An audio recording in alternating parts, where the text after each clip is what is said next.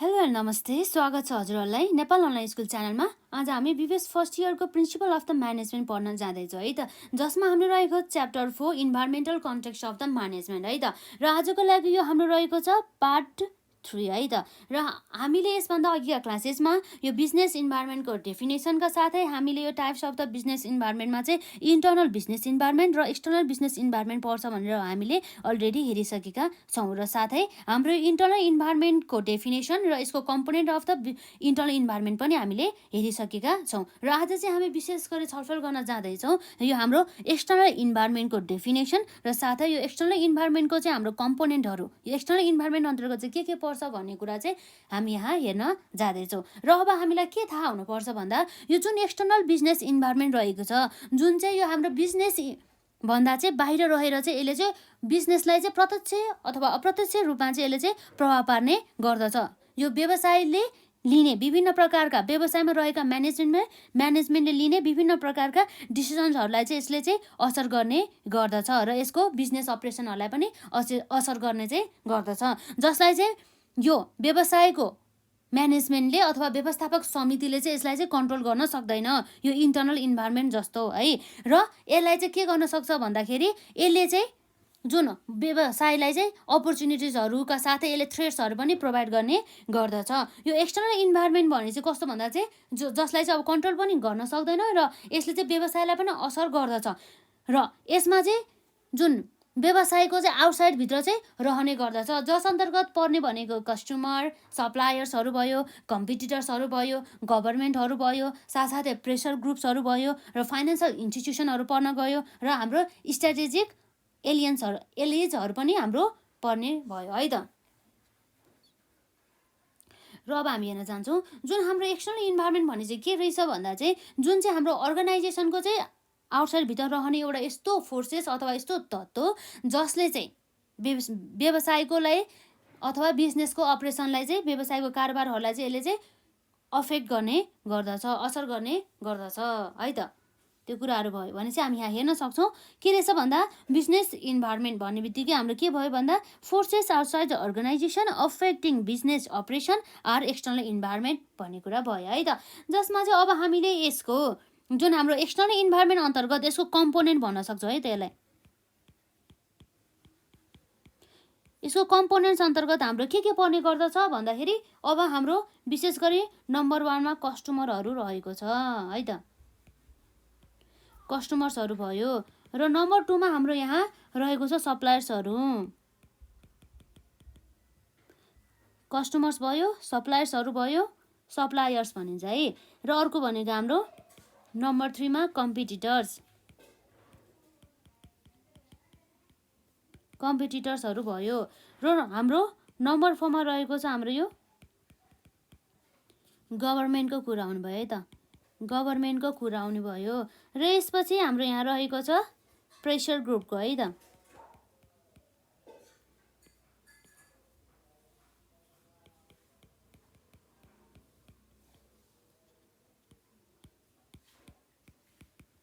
Pressure groups भयो है त। र यसपछि अब हाम्रो नम्बर 6 मा चाहिँ हाम्रो यहाँ फाइनेन्सियल इन्स्टिट्युसनको कुरा आउने भयो।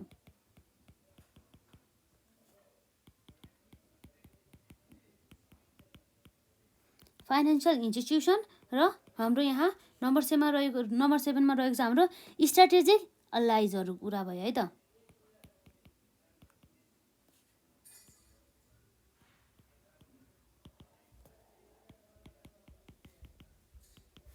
र अब हामी हेर्न सक्छौँ यसरी चाहिँ हाम्रो 7वटा चाहिँ कम्पोनेन्टहरू रहेको छ एक्सटर्नल इन्भाइरोमेन्ट है, जसले चाहिँ व्यवसायको चाहिँ अपरेसनदेखि लिएर उसको चाहिँ डिसिजन मेकिङमा धरि यसले चाहिँ के गर्छ भन्दा चाहिँ प्रभाव पार्ने गर्दछ।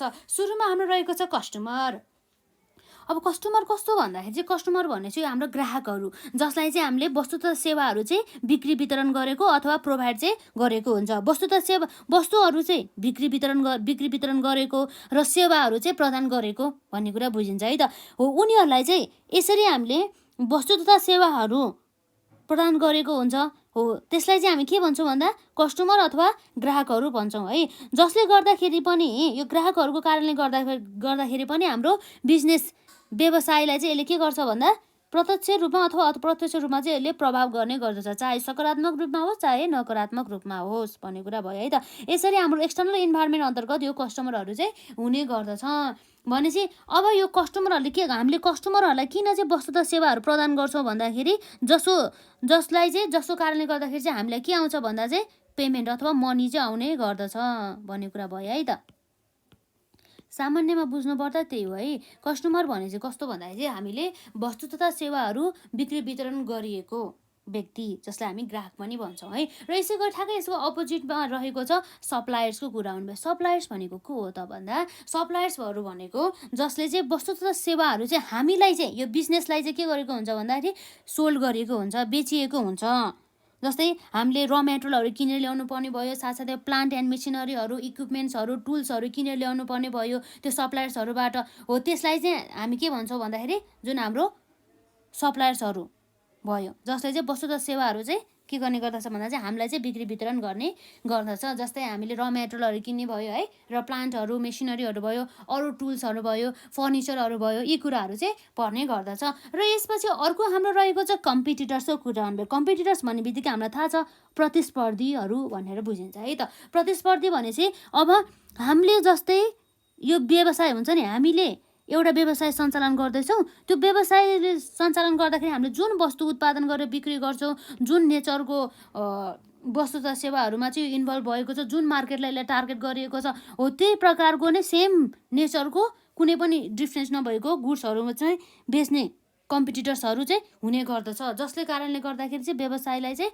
असर गर्ने गर्दछ हो। यो कम्पिटिटर्सहरू पनि हाम्रो बाह्य वातावरण अर्थात् हाम्रो एक्सटर्नल बिजनेस इन्भाइरोमेन्ट अन्तर्गत चाहिँ पर्ने गर्दछ।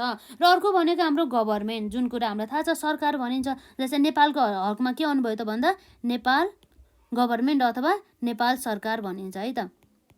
र उनीहरूले लिएको विभिन्न प्रकारको डिसिजन्सहरूदेखि लिएर उनीहरूले बनाएको प्लान्स एन्ड पोलिसिजहरू, नियमहरूको कारणले गर्दाखेरि पनि व्यवसायलाई चाहिँ प्रत्यक्ष अथवा अप्रत्यक्ष रूपमा चाहिँ के गर्छ भन्दा प्रभाव गर्ने गर्दछ। त्यसै कारणले गर्दाखेरि यो गभर्मेन्ट पनि हाम्रो एक्सटर्नल इन्भाइरोमेन्ट अन्तर्गत चाहिँ पर्ने गर्दछ है त। र यसपछि अर्को भनेको यो प्रेसर ग्रुपहरू। यो प्रेसर ग्रुप भने चाहिँ कस्तो हो भन्दा चाहिँ जस्तै एउटा एकदमै स्पेसल इन्ट्रेस्ट ग्रुपहरू चाहिँ पर्ने गर्दछ, जसले चाहिँ अब व्यवसायलाई चाहिँ कस्तो भन्दाखेरि चाहिँ विभिन्न प्रकारका चाहिँ अब भनौँ न विभिन्न प्रकारका केहरू भन्दाखेरि प्रब्लमहरूदेखि लिएर डिफिकल्टिजहरू चाहिँ यो बिजनेस एक्टिभिटिज गर्ने बेला चाहिँ ल्याउने गर्दछ भन्ने कुरा चाहिँ भयो है त। जसको कारणले गर्दा यसरी व्यवसायलाई चाहिँ असर पर्ने भयो। यो प्रेसर ग्रुपहरू पनि हाम्रो केमा पर्छ भन्दाखेरि चाहिँ जस्तै अब भनौँ न एक्सटर्नल इन्भाइरोमेन्टहरू अन्तर्गत पर्ने गर्दछ। जस्तै यो प्रेसर ग्रुपहरू अन्तर्गत हाम्रो जस्तै लेबर युनियनहरू भयो, जुन चाहिँ हाम्रो पोलिटिकल पार्टिजहरूसँग अथवा कन्ज्युमर्स एसोसिएसनहरूसँग अथवा ह्युमन राइट्सहरूसँग चाहिँ एफिलिएटेड भएको हुन्छ है त। र अब त्यसपछि अरू इन्भाइरोमेन्टल एसोसिएट्स, मिडिया, सोसल इन्स्टिट्युसन्सहरू पनि हाम्रो यो प्रेसर ग्रुप अन्तर्गत चाहिँ पर्ने गर्दछ, जसले चाहिँ व्यवसायलाई चाहिँ यसको डिसिजन लिनको लागि र व्यवसायको चाहिँ कार्यहरू सञ्चालन गर्नको लागि चाहिँ यसले चाहिँ एकदमै नकारात्मक अथवा सकारात्मक चाहिँ प्रभाव गर्ने गर्दछ भन्ने कुरा भयो है त। र यसपछि अर्को रहेको छ हाम्रो फाइनेन्सियल इन्स्टिट्युसन। फाइनेन्सियल इन्स्टिट्युसनभित्र हाम्रो पर्ने भनेको मेन गरी जस्तै कमर्सियल ब्याङ्कहरू भयो, डेभलपमेन्ट ब्याङ्कहरू भयो, फाइनेन्स कम्पनीजहरू भयो, इन्सुरेन्स कम्पनीजहरू भयो हो। यस्तो जुन ब्याङ्क तथा भनौँ न ब्याङ्क तथा वित्तीय संस्थाहरू भनिन्छ कि जसलाई हो, यो वित्तीय संस्थाहरूले पनि हाम्रो यो व्यवसायलाई चाहिँ प्रत्यक्ष अथवा अप्रत्यक्ष रूपमा सकारात्मक र नकारात्मक रूपमा चाहिँ यसले चाहिँ प्रभाव गर्ने गर्दछ यसको कार्यहरू सञ्चालन गर्नको लागि, साथसाथै यसको विभिन्न प्रकारका चाहिँ निर्णयहरू लिनको लागि भन्ने कुरा चाहिँ रह्यो है त। र यो फाइनेन्सियल इन्स्टिट्युसनहरूले चाहिँ विशेष गरी चाहिँ अर्गनाइजेसनलाई चाहिँ यो अब लोनहरू अनि प्रोभाइड गर्ने गर्दछ। अब दीर्घकालीन लोन अथवा अब भनौँ न एकदमै सर्ट पिरियडको लागि प्रोभाइड गर्ने लोन हुन्छ नि हो, त्यो लोनहरू चाहिँ प्रदान गर्ने गर्दछ है त। र साथसाथै अरू ब्याङ्किङ अनि सुविधाहरू पनि यसले प्रोभाइड गर्ने भयो है त। र अर्को भनेको हाम्रो स्ट्राटेजिक एलिएजहरूभित्र चाहिँ हाम्रो के पर्छ भन्दाखेरि चाहिँ जस्तै जब चाहिँ कस्तो हुन्छ भन्दा चाहिँ यो स्ट्राटेजिक एलिएजभित्र चाहिँ अलवेजभित्र चाहिँ के पर्छ भन्दा जस्तै अब कुनै पनि अब भनौँ न 2 वा 2 भन्दा बढी कम्पनीजहरू चाहिँ के गर्छ भन्दा चाहिँ जोइन्टली चाहिँ एक आपसमा चाहिँ यदि काम गर्छ, टुगेदर एक आपसमा चाहिँ मिलेर चाहिँ यदि काम गर्छ भनेदेखि त्यस्तो अवस्थामा चाहिँ यो के हुन्छ भन्दा चाहिँ एउटा जोइन्ट भेन्चर अथवा अदर पार्टनरसिप फर्महरू चाहिँ आउने गर्दछ। यसरी 2 वा 2 भन्दा बढी कम्पनीहरू मिलेर चाहिँ एउटा काम गर्ने जोइन्टली, जसलाई हामी जोइन्ट भेन्चर अथवा हाम्रो अदर पार्टनरसिप फर्म पनि भन्न सक्छौँ है। र तिनीहरूलाई अब हामी के भन्छौँ भन्दा स्ट्राटेजिक एलिएज भनेर भन्न सक्छौँ है, जसले चाहिँ अब भनौँ न अर्गनाइजेसनलाई चाहिँ प्रत्यक्ष अथवा अप्रत्यक्ष रूपमा चाहिँ विभिन्न भनौँ न यसले के गर्छ भन्दा प्रभाव गर्ने गर्दछ। जस्तै अब यसरी 2 वा 2 भन्दा बढी कम्पनीहरू चाहिँ एक आपसमा मिलेर काम गर्दाखेरि के हुन जान्छ भन्दा चाहिँ अब तिनीहरूको आइडियाजहरू चाहिँ र नलेजहरू चाहिँ धेरै कलेक्ट हुन्छ र उनीहरूले चाहिँ एउटा एज अ एक्सपर्टको रूपमा चाहिँ काम गर्न सक्छ र इफेक्टिभ रूपमा चाहिँ धेरै नै आउटपुट ल्याउन सक्छौँ। एउटा कम्पनीले आफू एक्लैले काम गरेर एउटा भनौँ न एउटा उनीहरूले रिजल्ट हासिल गर्नुभन्दा पनि 2 वा 2 भन्दा बढी कम्पनीहरू मिलेर चाहिँ धेरै नलेजहरू, स्किल्सहरू र आइडियाहरू जेनेरेट भएको आइडियालाई युज गरेर चाहिँ यदि उनीहरूले भनौँ न धेरै नै आउटपुट हासिल गर्छ भनेदेखि त्यस्तो अवस्थामा चाहिँ हाम्रो यो व्यवसायलाई चाहिँ के हुन्छ भन्दाखेरि प्रत्यक्ष अथवा अप्रत्यक्ष रूपमा चाहिँ प्रभाव गर्ने गर्दछ। त्यो कुराहरू भयो है त। यसरी हामीले यहाँ देख्न सक्यौँ के भन्दाखेरि जुन हाम्रो एक्सटर्नल इन्भाइरोमेन्ट अन्तर्गत, जस्तै यसको एक्सटर्नल इन्भाइरोमेन्टको कम्पोनेन्ट्स अन्तर्गत हाम्रो के पर्यो भन्दा नम्बर 1 मा कस्टमर, नम्बर 2 मा सप्लायर्स, नम्बर 3 मा कम्पिटिटर्स, नम्बर 4 मा गभर्मेन्ट, नम्बर 5 मा प्रेसर ग्रुप र नम्बर 6 मा फाइनेन्सियल इन्स्टिट्युसन र नम्बर 7 मा स्ट्राटेजिक एलिएजहरू पर्ने भयो है त। राम्रोसँग पढ्नु होला। र अब आजलाई चाहिँ हामी यति नै गरौँ र अहिलेसम्म हामीले चाहिँ यो बिजनेस इन्भाइरोमेन्टको कन्सेप्टका साथै हाम्रो यसको टाइप्सहरू एक्सटर्नल इन्भाइरोमेन्ट र इन्टरनल इन्भाइरोमेन्टहरू पर्यो। र अब हामी नेक्स्ट पार्टमा चाहिँ जुन हाम्रो जेनरल इन्भाइरोमेन्टहरूको चाहिँ बारेमा पढ्छौँ है त। र त्यसपछि हामी जेनरल इन्भाइरोमेन्टलाई सकाएर यदि भ्यायो भनेदेखि हामी अरू जुन हाम्रो समाजप्रति चाहिँ बिजनेसको चाहिँ रेस्पोन्सिबिलिटी के छ अर्थात् सोसियल रेस्पोन्सिबिलिटी अफ द बिजनेसहरूलाई पनि कभर गर्छौँ है त। र आजलाई यति नै गऱ्यौँ।